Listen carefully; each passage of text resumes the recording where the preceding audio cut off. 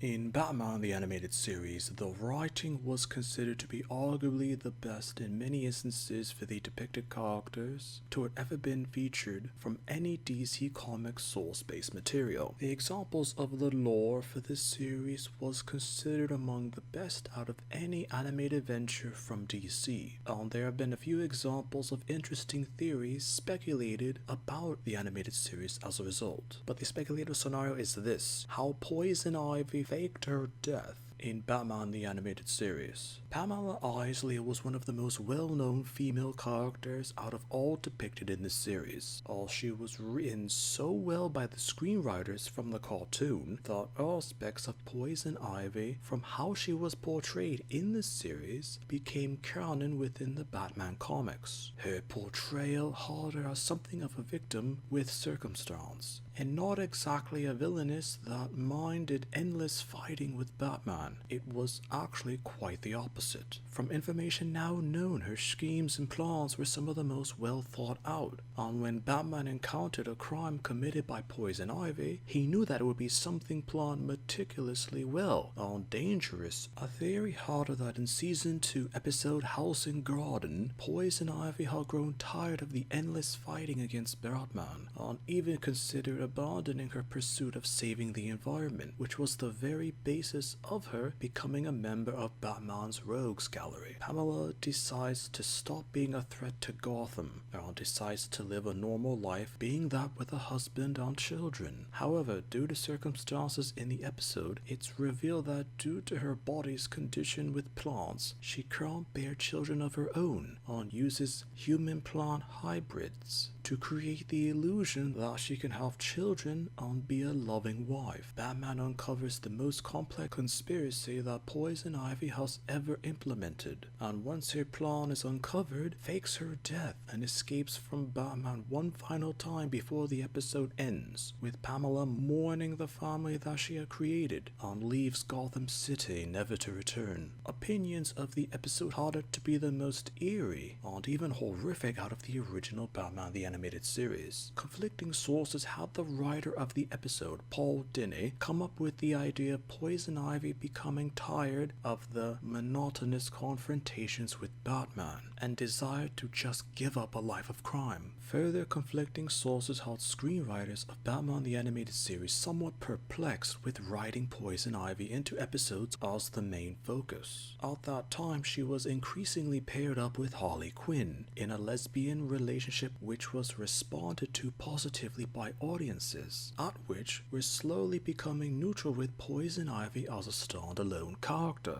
Essentially, Paul Dini conceived of the idea with House and Garden, intending for it to be the last depiction of Pamela Isley in her Poison Ivy alias within the series, as she was never seen again in the original cartoon. The episode's premise was later expanded with Batman Adventures Volume 2, Issue 16, as a plant clone was created by Pamela Isley, which was then put in her place to distract Batman and to keep Harley company while she lived a normal life with Dr. Alec Holland. This premise is combined with the fact that during the transition from Batman the Animated Series to the new Batman Adventures, Poison Ivy's appearance completely changed. This was never technically acknowledged in this series, but was referred to in Batman cartoon comics of the time, that her skin color and even slight changes in her personality from original depictions had the new Batman Adventures Ivy being the plant clone, with the original Poison Ivy escaped. Pamela created the perfect clone of herself, so like her that it was her,